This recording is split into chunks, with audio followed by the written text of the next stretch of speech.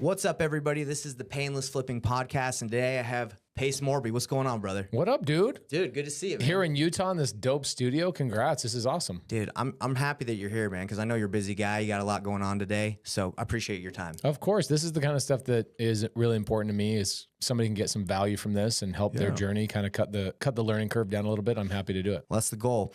And at the Painless Flipping Podcast, where our goal is to show people that getting into real estate doesn't have to be that painful, right? Yeah. It can be if you just try to figure out everything yourself, but the reason why we have you on and other experts on is to get you guys to kind of learn from your experience, from the experts' experiences, and know what they can learn and what they can do to go ahead and not suffer everything alone, right? Right. That's the goal.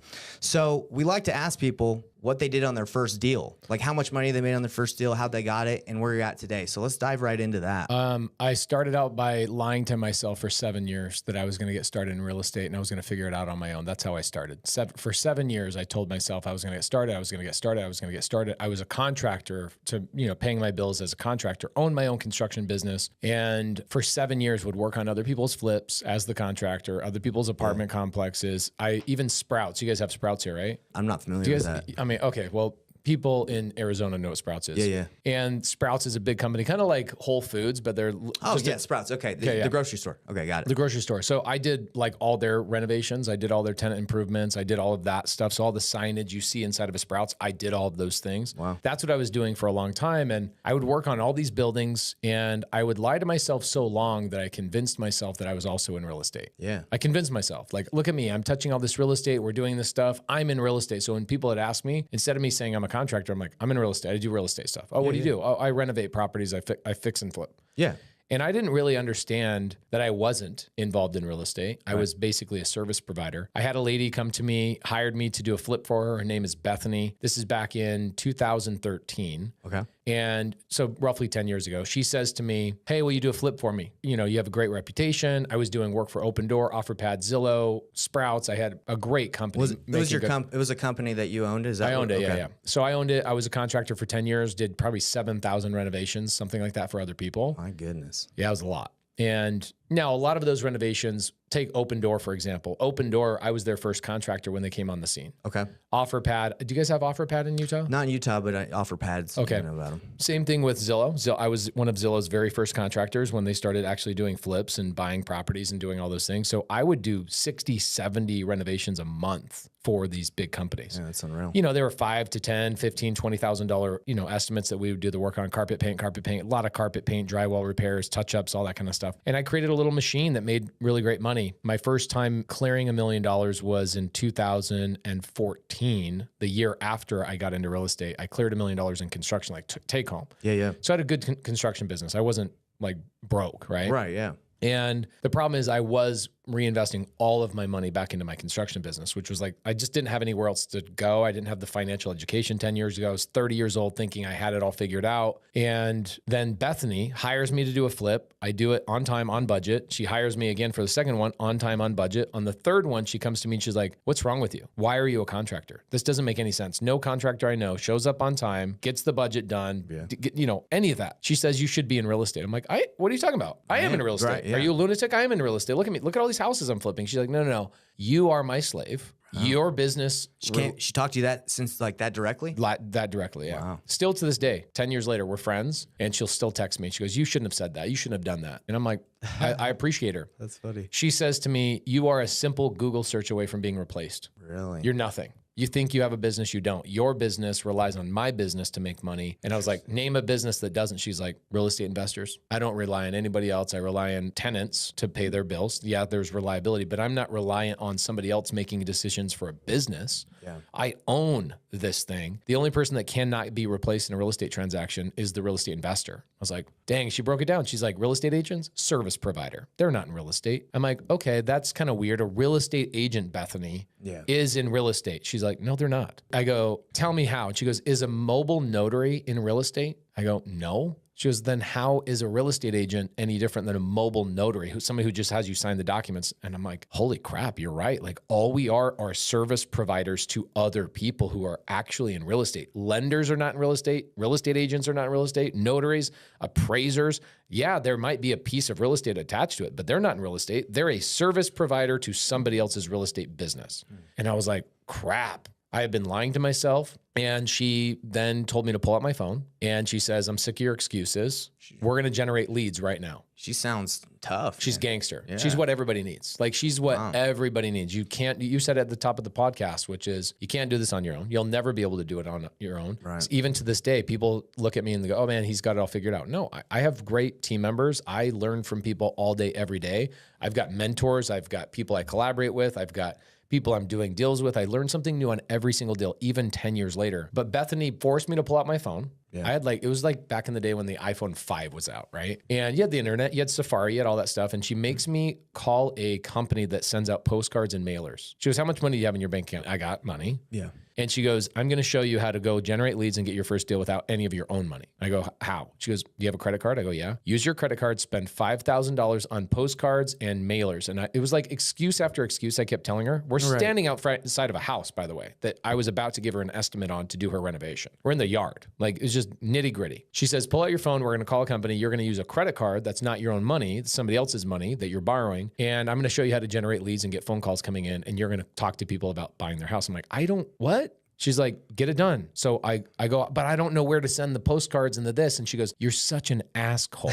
She called me an asshole. And she's like, you just keep making excuses. You keep kicking the can down the road. And she's like, call the damn company right now. So I called the company. And when I talk to them, they go, oh yeah. How much, what's your budget? I go, $5,000. And now I don't send out mailers, but this is how I got my first deal. Of course. It's really expensive. So new people don't send out mailers. It's expensive. Yeah. You can do it when you're getting deals and momentum and stuff like that. But I go, hi, I'm a new investor. I don't know what to do. And they go, oh, no problem. Where do you want to buy? I look at Bethany and she goes, just name a city, you idiot. It doesn't matter. And I go, Phoenix. So the guy goes, perfect. I got the perfect postcard, the perfect zip code, the perfect this, the perfect that. When do you want them sent out? I look at Bethany. She's like, tomorrow, you idiot. He's ready to go. Right there in the yard. This guy was was like probably stoked for $5K. You know, he's like, let's get it. Oh yeah. So I spend the $5,000. Postcards go out. My first call comes in 2 weeks later.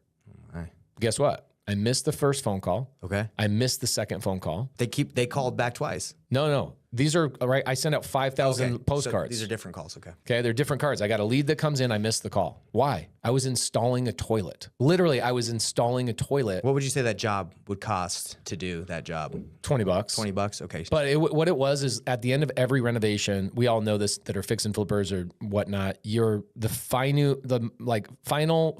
minute details are the hardest part for people to get done. Yeah. So I would go in and do the cleanup work after all my guys. I'd be like doing the blue tape and whatever else. I bet you hated that, huh? I loved it. You like doing That's the little the problem. details? Okay. The problem was I really loved being a blue collar guy and putting my hands on stuff. Yeah. And I couldn't get myself out of it. So I was installing a toilet. My first lead comes in 2 weeks later. My phone's in my back pocket. I'm like, oh, I'll answer it later. It's probably a customer from my construction company. It wasn't. It was my first lead that I spent $5,000 on. Wow. Then about an hour later, I get another lead. I missed that call too. Then at nighttime, my wife asked me that night, I get home, she goes, hey, have you started getting leads from the postcards? And I go, yeah, I got 2 leads, I think today, but I'll call them back tomorrow. And she's like, you are so dumb. You won't wait 15 minutes to go to a restaurant that has a 15-minute wait. You'll go to the next restaurant. Right. Do you think these people calling to sell their house to you are going to wait a whole day for you to call them back? And I'm like, you're so right. So this is like 8 o'clock at night. And my wife says, pull out the phone and call the damn people. And you got a bunch of women that are just helping you out, man. Look at my company now. Like it's amazing. All my badasses are women. So that's awesome.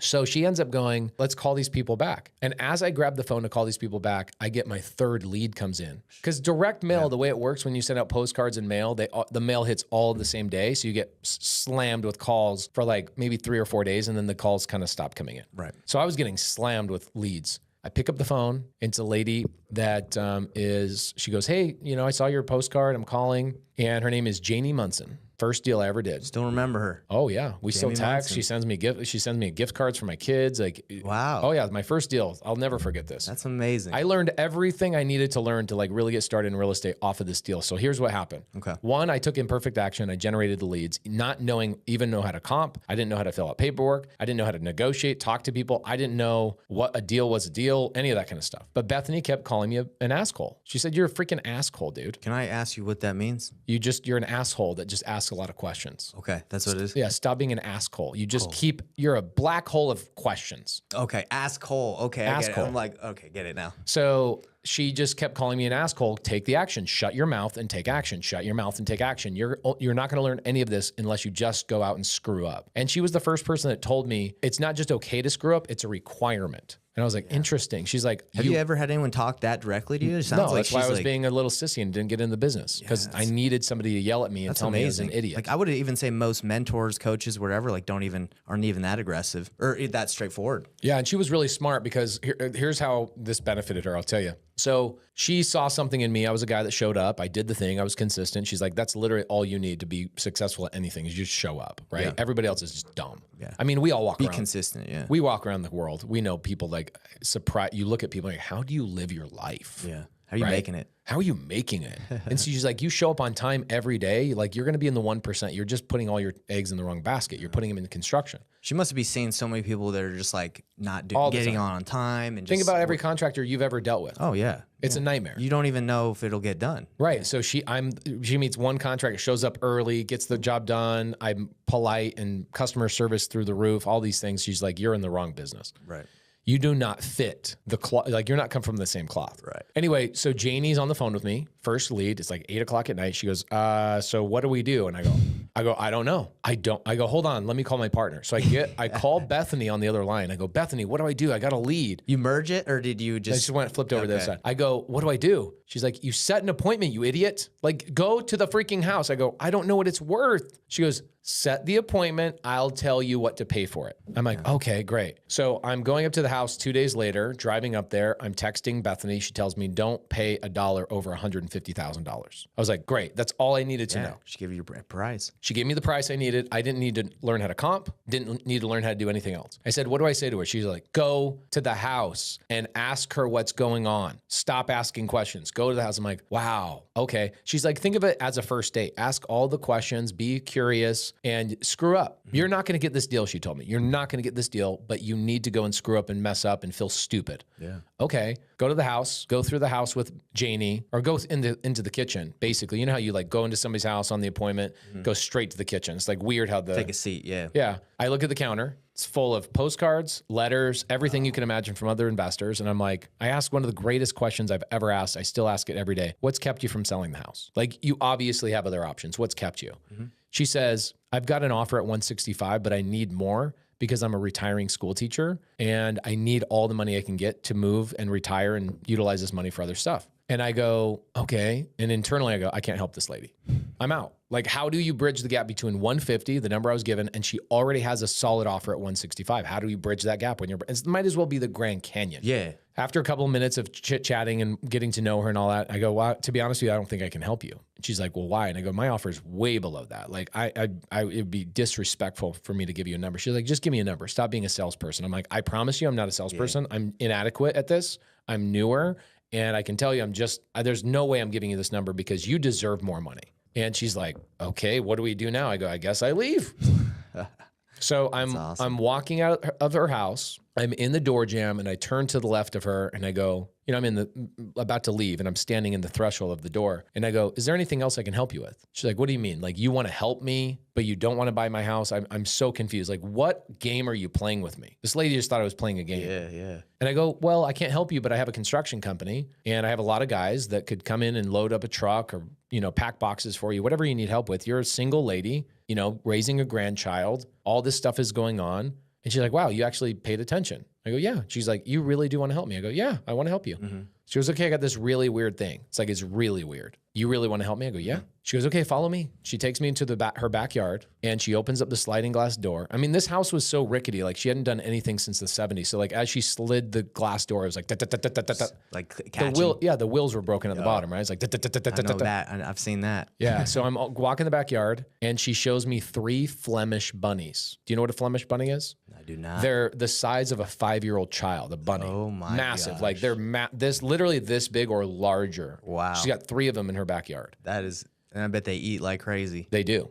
And they're eating her out of a house and home. She's like, I can't retire with these and take them to where I'm going in Oregon. They cost me $400 or $500 a month in vegetables and all this kind of stuff.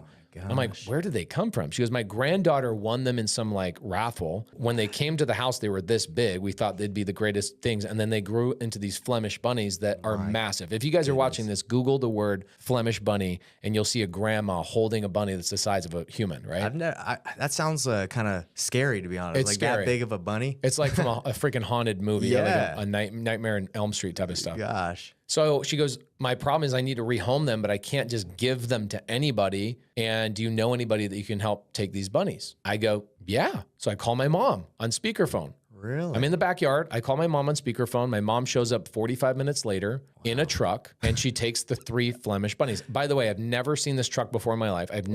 My mom's just a resourceful gangster. She had 12 kids. She's just a doer. She shows up. Janie, great to meet you. Let me take these bunnies. I'll find somebody at my church that will take them. We have a lot of people out there that have farmland. We'll find a great home for these bunnies. Amazing. This lady's like crying. Oh my gosh. Come to find out, she already retired from the school district a year and a half ago prior, but was so afraid of letting go of these bunnies. It sounds silly. Yeah, no, this is real stuff. But she'd been putting off selling her house for a year and a half until she figured that out. Like that was the underlying problem. That was it. That was the problem. So I go, all right, sounds great. My mom leaves. I then tell Janie, I go, all right, good luck selling your house. She's like, you're literally not going to give me an offer? I go, Janie, my number's way too low. It's not going to make sense. She's like, just throw out a number. I'm like, I'm not going to even throw out a number. Yeah. Wasn't playing games. Literally was not playing games with her. I just did not know how to get down to 150. Didn't know how. Of course. So she's like, all right, great. And I go, if you need anything else, let me know. 2 weeks later, I get a call from her. And she says, hey, today's the day I'm making a decision to sell my house. It's on my calendar. I gave myself homework just like I did with my school children that I taught. I gave them all homework. And my homework says I have to make a decision on who I'm selling the house today. And I made the decision I'm selling the house to you. Wow. I go, I haven't even given you a number. And she says, whatever your number is, I know I can trust you. And I go, why? She goes, because I thought you were playing me this whole time. You haven't called me in 2 weeks. You truly did not. Thinking about you. Oh, she'd been thinking about me. And she said, I met with 15 people before you and 15 people after you. And you were the only person in 30 people that actually asked me, is there anything else I can do to help you? She says, you're the kind of person I want to do business with. And I said, my number's significantly lower. Okay. And she goes, like, what are we talking? Like 120 grand? I was like, no, 150. She's like, come up here. I'll sign the documents. Wow. I don't know how to sign paper. I don't even know where to get a contract from. Yeah, for sure. So who do I call? Bethany. Girl, yeah, Bethany. I call Bethany. Bethany's like, great, come pick me up. We'll drive up there together. So I get in the truck, drive up there. She walks through the paperwork with me. She talks to Janie. This is what we're going to do. Here's the steps. You know, we got 3 weeks of escrow. We got this, and this. And I'm sitting here going, how am I going to come up with $150,000? Like I had no idea about hard money. Yeah. I didn't know how to wholesale. I didn't even know what the word really wholesale meant truly. Of course. So we leave the appointment. And Bethany says to me, that was one of the most valuable lessons you'll ever learn in real estate. And I go, what? And she says, it's never about the house. The reason this lady sold to you is because you found her bunnies. You found her problems. Yeah. You found the thing that nobody else was willing to even uncover. And now I look back at my real estate career, you know, we have 2,100 doors in our portfolio. I've literally never had a deal that we didn't uncover somebody's bunnies. And we got somebody in the live studio today. I was telling Landon Moore a couple of days ago, like the more you're in this business, you want to go back to the basics over and over and over to remind yourself it truly is like, what is the actual pain? Yeah. Stop trying to negotiate the deal, find the pain. The rapport will usually work it out for you. And what Janie said is, she says, not Janie, but Bethany says, I want you to remember for the rest of your real estate career, you need to find the bunnies. Whenever you're having a hard time on any real estate deal, go, have I found the bunnies? Have I truly found the bunnies? And I go, okay, this is a great lesson. I appreciate it. But what the heck am I going to do with a $150,000 contract? She goes, you're going to assign it to me, you idiot. I go, assign it to you? What does that mean? She, oh my gosh, have I taught you nothing? I go, we've never talked about assignment. She's like, okay, what we're going to do is this contract, you're going to sell it to me. I'm like, how is that even possible? So she walked through an assignment contract and she bought it from me at $175. Wow. I go, you would have paid $175 this whole time and you told me I went through this whole thing. She's like, did you learn stuff? I go, yeah. And she goes, this is why I'm a good mentor, is because I force you to learn the things you have to learn. So I made 25 G's. It's amazing without even having to pick up kind of the tools that you used to, right? Having to do the construction. Nothing. And basically the way I looked at it is I made about $7,000 an hour that I put into that one deal, $7,000. It was like 3.5 hours I spent on that deal. Made 25 G's. Incredible. And I'm like, where have I ever spent 3.5 hours of my life, like actually on a deal, anything that I've made 25 grand?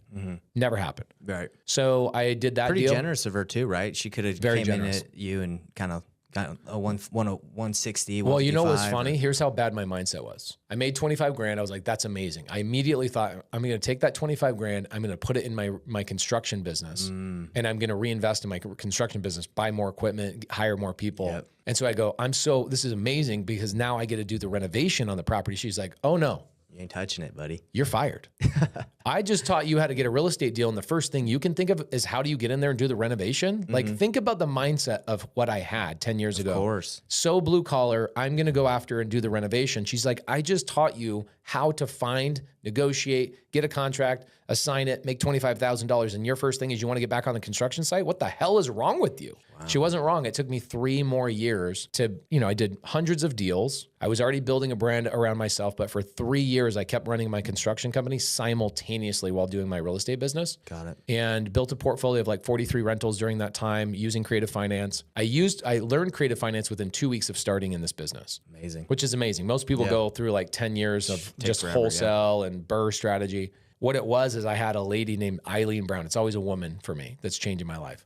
My third contract I opened escrow on that month. I made 50 grand my first month. I got 3 deals, assigned all of them to Bethany. Oh my. Wow. Yeah. And Bethany just walked me through it like a good mentor. She was amazing. And then she says, go use this title company. I use this title company. It's Eileen Brown. Eileen Brown had been doing creative finance for 41 years. I think I met her last time I was in Phoenix. Is she still doing business? Yep. Or? She called me a month ago and she's like, because of you, I cannot quit my business. Yeah, I met her. She's awesome. She's amazing. So she's been now in the business at this point, 51 years in the business. Yeah. So she tells me, what are you doing with all your other leads that you're not able to close? And she sat down and taught me sub 2 and seller finance, novation agreements, and whiteboarded with me for weeks and weeks and weeks. And I'm like, why do most people not teach this? She said, people do teach this, but typically, this is, again, 10 years ago. Creative finance mentorships are like $50,000, and they're really hard to get into because she taught me something that was so valuable. She said, they make the water muddy so you think it's deep. And I'm like, wow, that's freaking, what do you mean by that? She goes, everybody makes creative finance seem so challenging so it keeps you away from it. Really? She says, I've been waiting for somebody to come in and normalize the conversation around creative finance. And I said, Eileen, mark my words, I will be the guy that will normalize creative finance in the United States. Really? And I will shout your name from the rooftops over and over and over and give you all the credit. You're doing right now. It's what our whole community is doing. It's been amazing watching our community lead every single state in terms of creative acquisitions, and title and escrow officers are like, we love your people. That all came from Eileen Brown. Actually, Bethany Willis taking an interest in me, becoming my mentor, walking me through step by step, because I'm an idiot. We're all idiots. We need somebody to walk us through step by step. She then, what was funny about Bethany, and she said, you don't need me anymore. You need somebody bigger. I'm a small player. Mm-hmm. I'm like, don't leave me. Yeah. She's like, nope, you got to go hire another mentor. It's time. And then after that guy, 6 months, hire another one. After that person, hire another one. You'll never be done learning. She says you should spend 10% of all your income from your business reinvesting in yourself, going to seminars, reading books, going to masterminds, this, that, and the other. I'm like, what's a mastermind? Didn't know any of this stuff. Yeah. It's all new world for you. Whole new world. And that first year I made $500,000 take home. But I was also making $1 million a year as a contractor. So you can see my conflict. Yeah. My conflict was like, well, how do I let go of this to focus on this? The way I went full-time in real estate was years later, finally I had my biggest client file bankruptcy in my construction business, and I lost everything in my construction business. He owed me millions of dollars. Really? I lost everything. I had to sell all 43 of my rentals to recover from it, and I had to start all over. What year was that? 2018. He lost everything and it affected you. Wow. Oh, affected. I was pouring money in his job. So he wasn't paying me on my construction until he sells the house. So I would front all his construction. I mean, we're doing 10 houses a month. Yeah. Talking millions of dollars. He filed bankruptcy on $16 million. And that means when he files bankruptcy that everything he owes me is gone. And he doesn't have to pay you back or anything? Never. Nothing. No payment plans, nothing. He filed Chapter 13. He's done. Gone. Bye. Gosh. Me and 42 other people lost $16 million combined. Yep. But it was the greatest thing that happened to me. It came on September 20th, 2018. Did you feel like that though when it happened? The greatest thing that ever happened to you? I think at that point I was mature enough and I had momentum enough that I go, this was Heavenly Father, God, the universe, Buddha, whoever you guys believe in, telling me I was an idiot for the last 4 or 5 years. I wasn't focusing on the thing I was getting really, really good at. Gotcha. My mindset was I believed in other people's businesses so much that my construction company was this mindset of other people are going to take care of me. They're going to go buy houses and I don't have to worry about if I screw up in my real estate business. Got it. And finally the universe is like, we're going to make you lose everything. So 64 months ago, I didn't even have $2 to rub together. Wow. Lost everything. I didn't file bankruptcy and I rebuilt it. And in 64 months, we now have 2,100 doors in our portfolio. Did selling everything, did it get you like break even, or were you still in debt after you sold all your rentals? And it got me to break even. Basically what I used those rentals for is I called Jamil. This is an interesting part of the story is I did my first 100 deals without ever comping a property.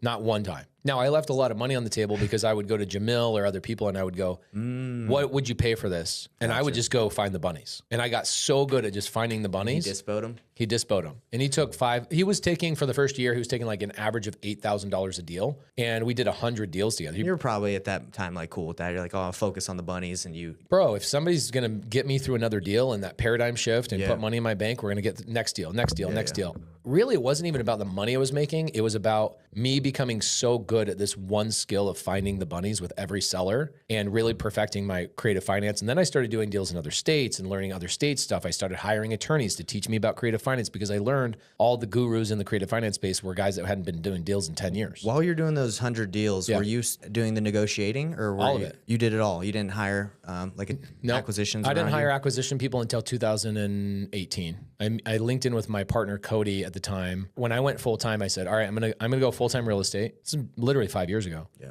And I need a partner. So I brought on a partner, Cody Barton. He's amazing. He's the counterbalance, right? I'm the visionary, big idea, go negotiate, close deals, raise money, do all the things, attract talent to our company. He runs the back end, the employees, all that kind of stuff. And so we hired acquisition people. We had them for like 3 years. And then about 2 years ago, I'm done with acquisition people. Right. That's one thing I've noticed is when you were doing the negotiating, you were probably extremely good at, obviously you're good at finding the bunnies, but when you try to scale that out, sometimes those people don't. They just want to, it's just here's the thing. It's an acquisition minded person. Yeah. What does that mean? They all want to own their own business. And so what happens is in that, like my title and escrow business, my escrow officers that I have on the team, they'll never leave the company, right? They'll be there for 35, 40 years. It's not in their blood. That type of demographic does not go, okay, I figured it out. I'm going to go start my own title company. Very rarely does that happen. In acquisitions, it's like the opposite. It's like very rarely will you have somebody go, well, what do I need you for anymore? Yeah. They're not like, oh, I want to work acquisitions for you for the rest of my life. Nope. They want to own their own thing. They're watching my YouTube channel. They're watching Jamil and Jerry's YouTube channel. They're watching podcasts like this. And they're like doing acquisitions for me in the day and then working their own deals. My last, like I could talk about this for hours. Of course, yeah. But I had acquisition guys that were working for me Monday through Friday, and they would come into the office on Saturday and Sunday and act like they were working for us and like catching up on hours. They were just calling my leads on Saturdays and Sundays for their own business. My gosh. This went on for like 6 months, and I'm like, I'm done with Americans. Yeah. So now I have nothing but Filipinos on our acquisition side. Now, on my multifamily business, we now have a little over 1,000 multifamily doors. I have a full-time team, 6 people. Multifamily is very different because I can give my multifamily acquisition guys a portion of the equity on the deals, and they're large enough deals that they make sense for those guys to stick around. They feel like they're building something versus... And I'm not involved in that business at all. I mean, I am. When we're raising money for the fund, I'll raise money for the fund. But that business, it's a 6-man team. We'll buy $40 million in real estate this year just on that team. We just launched it maybe 8-9 months ago. And then this year in 2024, we'll probably buy another $80 or $90 million in real estate. My goal with that business is to have $10 billion in assets in the next 15 years. Okay. With just that team. It's incredible. Yeah. To what end? Or do you have like, once you get that, do you want to do it more? Or is it for some sort of goal you're trying to accomplish? Like the goal is to be worthy of somebody. I want to be worthy of obtaining $1 billion, not get $1 billion. Okay. I want to be worthy of it, which means being a great leader, having employees and team members that their lives are enriched by us. I mean, it's every time you hire somebody. I've been telling this story the last couple of weeks over and over. I had an employee named Alyssa sends me a group chat with all of our leaders. She says in the group chat with, hundreds of people, she says, Pace, thank you for dreaming so big that my dream can live with inside yours. And I was like, wow. That's powerful. So when people say, what are you trying to do? I'm like, I have a responsibility. I have plenty of money. I have plenty of assets. I don't need to make another dollar as long as I live. I'm good. I mean, we have $450 million in real estate in our portfolio. Yeah, you're good. I'm good. Yeah. Like think about if you were good a long time ago. I was good a couple years ago. Yeah. Like maybe nearly 4 years ago. Yeah. Yeah. So the goal obviously changes because you want to hire more people and help more people and all that kind of stuff. But you realize you were put on this earth at some point for a purpose. And the purpose was not just to take care of your family. At some point, it's like, that box is checked. I'm done. Yeah. What do I need? My wife can only drive one car.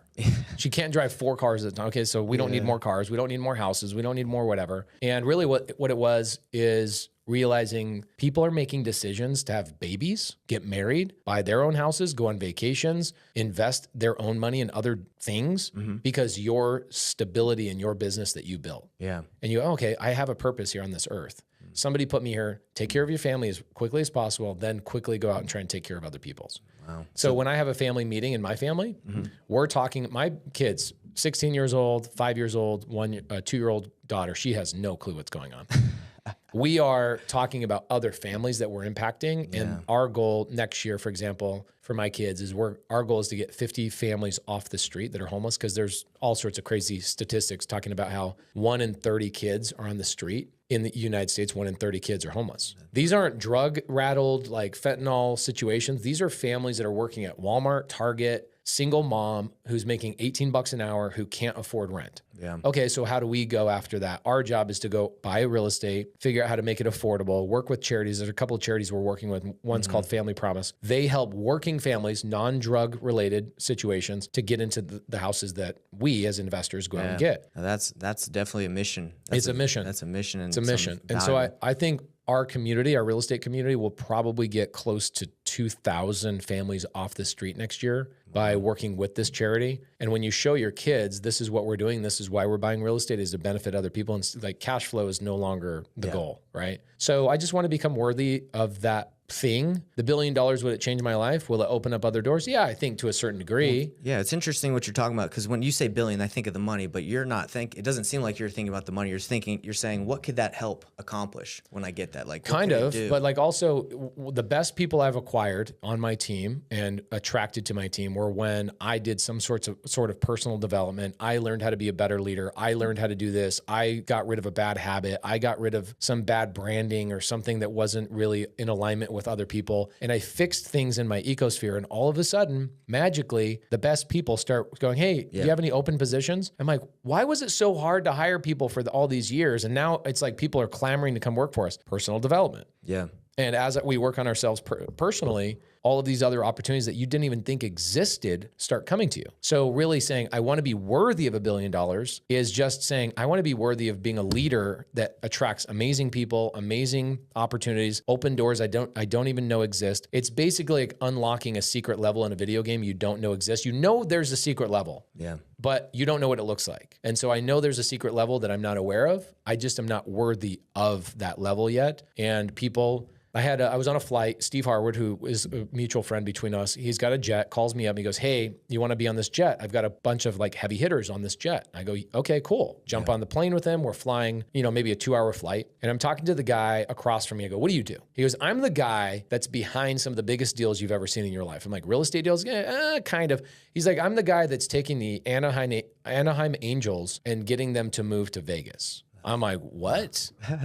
That's a big deal. Yeah, that's like not something you learn in school. Is that a job? Exactly. Well, I didn't even know that existed. And he said, he's here in Utah. That's amazing. And I go, is that all? He goes, no, I'm negotiating with this senator to do this for this state that will allow for this big thing to be built and blah, blah, blah. I'm like, so what's your job title? He goes, I guess I'm like the fairy godmother to a lot of people. Wow. I go, where have you been my whole life? What a great, amazing relationship that I've been able to obtain today. Thank you so much. I'm so glad we bumped into each other.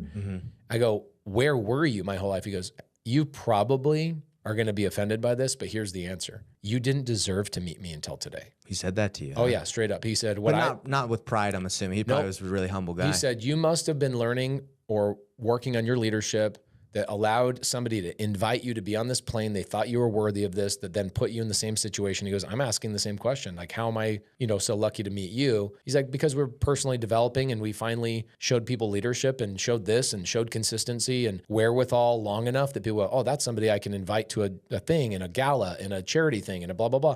Next thing you know, you're in rooms that have nothing to do with real estate because somebody invited you because you showed them something that you developed on yourself, leadership. You went to a seminar, you read a book, you got better at this, you acquired better people, you solved a problem, and people, at one point I was like, I'm just getting in this because I just want to get a deal. Yeah. you know. It's amazing.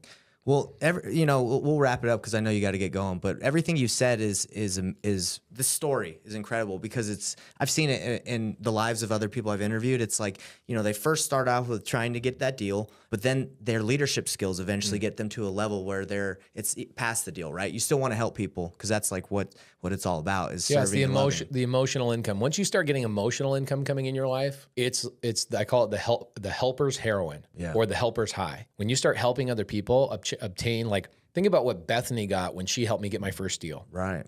She still texts me all the time. She saw something in you, right? Where she felt like consistency.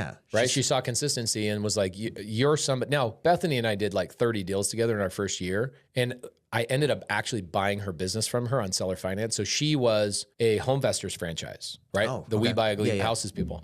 So I bought her business for $135,000. I go, I don't have $135,000. She's like, why don't you have you're making all this money in your construction company? Like, yeah, I reinvest it. She's like, you need to fix your financial literacy. You should be investing outside of your business, pulling money out. I didn't know what that meant. It took me years until I was ready to hear that. And when I finally was ready to hear that 3 or 4 years later, I look back and go, oh my gosh, Bethany was telling me this, but I wasn't ready for the information. Right. And that's what I'm talking about with personal development. I want to become worthy of somebody, worthy to get $1 billion because there's things that in my life right now, I'm not ready to hear. Yeah. Right. I definitely wasn't ready to hear them 10 years ago. You weren't ready for that airplane when you first were trying to get your first deal. Hell no. So a lot of people will ask me, how do I get on those planes? How do I get around those people? I'm like, oh, bro, it's a journey. It takes 5-6 years of consistently showing up, thinking nobody's going to believe in you. Nobody's going to do anything.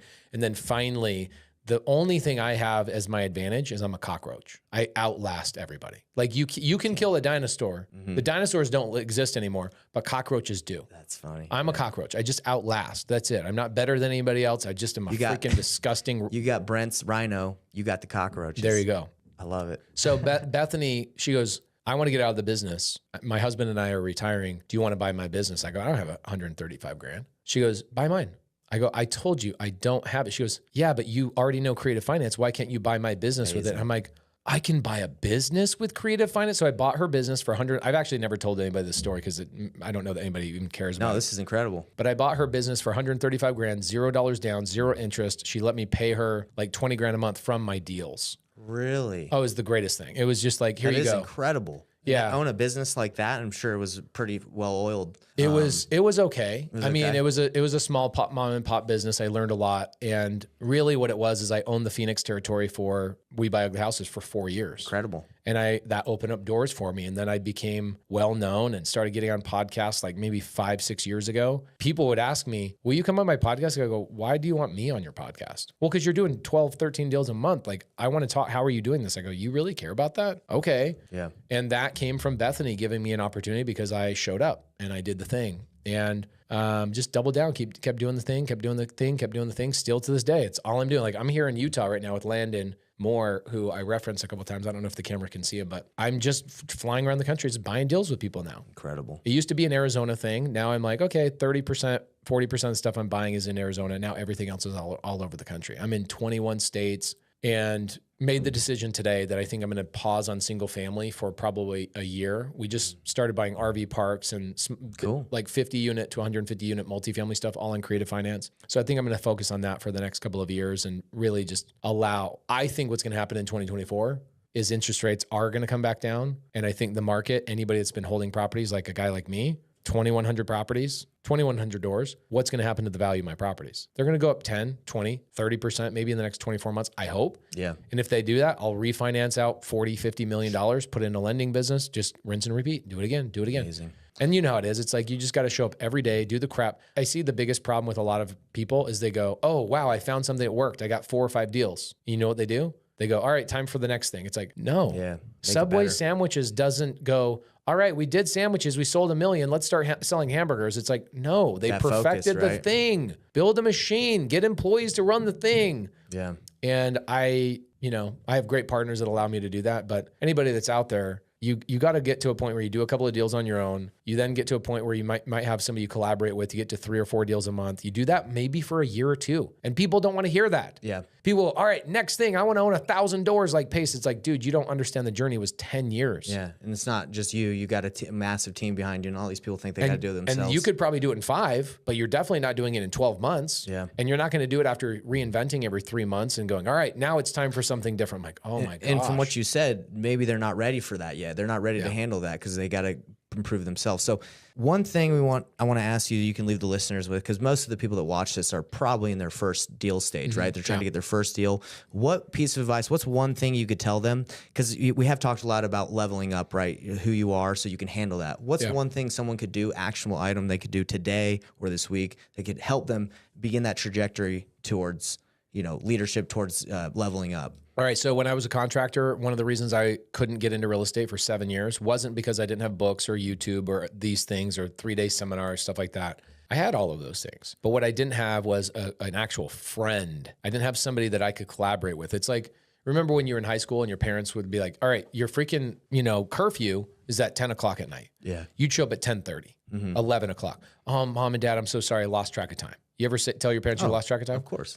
Okay. Create an environment in real estate that you lose track of time because you love being with the people that you're working with. And that's not saying go get partners and go get employees. I'm saying make friends. Like Landon Moore and I travel around the country. We go hang out with each other. Him and I are not partners. We're just friends collaborating. He's building his business. I'm building mine. That is the greatest thing ever because now the conversation is between point A to point B. Let's say I'm going to Starbucks with Landon today. We're not talking about wasteful stuff, which is probably the number one reason I was having a hard time. Not probably. Yeah. The literal reason why I was having a hard time getting into real estate is because all my friends were contractors. I was talking about what drill is a better drill company than, DeWalt or Ryobi or whatever. That's the conversations I was having. Okay. Which left me with the energy that I had, which was, oh yeah, I'm a contractor. The identity. So what I would do is I would go to meetups. I would find people. Guess what? How did you make friends with the people you went to high school with that you ultimately lost track of time with? Spend time with them. You spend time with them. You lockered next to them. Your sports, whatever. The way we do it now in real estate, it's meetups. Same thing. Go to a meetup, link in with 5 people. You'll like one of them. Go to another meetup, do it again. Another meetup, do it again. 120 days later, 4 months later, you'll go, I got 5 badass friends that I love spending time with. They're all doing a couple of deals a year or a couple of deals a month. And then guess what? Your job is to then try and level them up by saying, let's do more deals together. Let's do this. Let's do that. A year later, if some of them fall off, your job is to refill them with people that are bigger than you. I'm at dinner with Grant Cardone. This is like going from first deal to now I'm at dinner with Grant Cardone a couple of years ago. And he says, how much money do you make? Which I love. I love that conversation to, if you were in private settings, how much money did you take home this year? Right. And I tell him, and his response was, why so little? Should roast you. I go, damn. All right, Bethany, just punch me right in the face. Yeah. And he goes, I guess I just got to level up. And he goes, no, you don't. Your friends that you're with are always the people that level you up. That's amazing. He says, you need to hang out with people that are making double what you're making. Otherwise, you're going to be stuck right where you're at. They have different conversations, different ideas, different this. They behave differently. They treat people differently. Everything about their life is different. Even going to dinner with people that are making $10 million a year is a different experience than going to dinner with somebody who makes $100,000 a year. It's a different experience. Yeah. Even if you don't talk about real estate, just the experience. The feeling you get, right? The environment. The confidence. And then, when you're around a really confident person, they give you confidence. They feel confident right now. Yeah, hell yeah. Bro. So that's the answer. People don't want to hear it. They're like, oh, okay, I got to make friends. But what about the information? Guys, I did my first deal, never comping. My first 100 deals, I did not comp a single property. Didn't know how to fill out the paperwork. Didn't know how to comp anything. Didn't know how what an assignment was. Didn't know how to negotiate. I just had a friend, Bethany, that literally filled in my gaps. It's amazing. So, joining a community, joining a Facebook group, and then physical proximity is very important. Human beings are meant to be connected. Yeah. Zoom is okay. It's a great appetizer. It's a great foreplay, but at some point you got to have physical contact. You do. Yeah. And it's interesting. I was talking to Brent Daniels about this the other day. It's like the information's out there, right? You talked about it even when you started. It's about the community. Yeah. Which you have at Sub 2. Yeah. So it sounds like that's what really helps you level up, which is amazing to hear that. I level up inside our community. It's crazy how much I learn inside of our community from other students that are doing deals. Like Landon and I were talking about one of our fellow students. I'm a student inside of Sub 2 just like anybody else. Yeah. Matt Bell. shows up consistently, but he brings something completely different to the table. He's like a top lender in the country. He talks about DSCR loans and how do I do this and how do I help out with this and how do I get the DTI removed from the thing and here's the ways I do it. And it's like everybody collectively learns from him, and so do I. Yeah. Amazing. And I'm like, I only want to be hanging out with people that I'm learning from, because I know what it felt like in my 20s, where I was basically with a bunch of contractors talking about drills and what kind of wood they use for a freaking house. Great, perfect. How's it going to make me any more money? Yeah. And of course, money is not everything. But what did Kanye West say? He says, having money is not everything, but not having money is everything. Of course. So anyway, so there you go. Amazing answer, and I appreciate you coming on here. And just one last thing about friends is if you do reach out to those higher level people that you want to be around and they're too busy or they don't want, not they're saying no to you, but they're like, hey, you know, they don't have the time, right? Yeah. What would you recommend? Because I know people are probably going to try and reach out to people maybe that they're, I don't want to say they're not there yet, but those people might not want them. The message that here's how do we message people? We message people through text messages, Instagram DMs, Facebook Messenger, email, whatever, right? Higher level players don't receive messages through those mediums. How do they receive a message? Through your consistency being talked about in circles. Consistency is the number one attribute. You want to get somebody's attention that's a higher level person, show up for a year and have other people talk about you in those circles. So for example, you're going to a meetup. You see somebody like, I want to collaborate with you. I want to hang out with you. Don't go up to that person. Go help somebody else get a deal in that room. Help another person get a deal in that room. Perfect answer. Those people are going to let that person know by your actions that you are the person that they want. Turn it around on them. And go, oh, I had a text message. That's a perfect answer. I love it. I've never talked to Sean Whalen. You know Sean Whalen? Never talked to him. Okay. And today he sends a text message to me and he goes, dude, I am just so curious who the hell you are, because everybody won't stop talking about how you're helping their business. You're doing this, that you're collaborating with them. Why have we not collaborated? And like 3 years ago, somebody goes, hey, do you want me to put you in touch with Sean Whalen? And I go, no, because that's a referral. The only way I want to message him is through my reputation. I want my reputation to be the message he receives. Yeah. And that's the message I got this morning from him. He's like, your reputation, it took me 3 years. That's the problem. Everybody wants to be part of the outcome. They don't want to be part of the process. No, that's the best answer I've ever heard for that, because a lot of people, they'll make that DM, that direct, they expect it to happen like that. But go help someone's community. Be a shining light in sub 2, right? And so you hear about them. I'm sure you're going to talk to those people, right? Or reach out. So no, amazing. Well, hey, bro. Bro, thank you for having me. Appreciate you. Thanks for coming on, and see you next time.